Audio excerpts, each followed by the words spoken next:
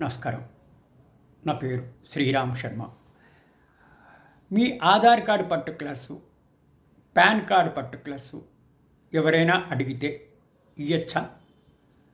మీకు driving licence కనో, లేకపోతే credit card కనో, debit card కనో, ఇంకేదైనా బ్యాంకింగ్ లోన్లకనో మీ ఆధార్ పర్టికులర్సు, డ్రైవింగ్ లైసెన్స్ పర్టికులర్సు ప్రైవేట్ వ్యక్తులు అడిగితే మీరు ఇవ్వచ్చా అంటే, ఇదే విషయాన్ని భారత ప్రభుత్వము ఒక ప్రకటన విడుదల చేస్తూ తెలియజేసింది.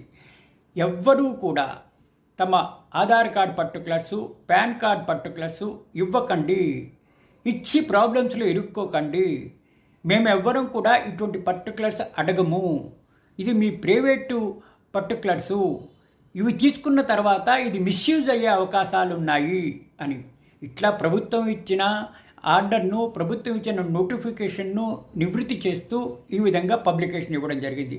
దీనివల్ల మనకు తెలిసేది ఏంటి, ఎవరైనా అడిగితే మీ ఆధార్ పర్టికులర్సు, పాన్ పర్టికులర్సు అంటే ఇన్కమ్ ట్యాక్స్ పర్టికులర్సు ఎవ్వరికి ఇయ్యకండి, దయచేసి కష్టాల్లో ఇరుక్కోకండి.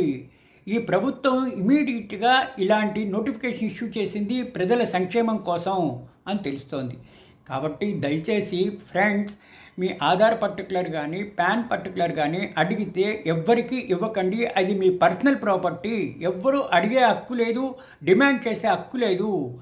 మీ పర్టికులర్స్ ఎవరికైనా ఇట్లా డిస్క్లోజ్ చేస్తే ప్రాబ్లమ్స్లో ఇరుక్కునే అవకాశం ఉంది అని చెప్పేసి భారత ప్రభుత్వం ఒక నోటిఫికేషన్ ద్వారా ప్రజలకి తెలియపరిచింది.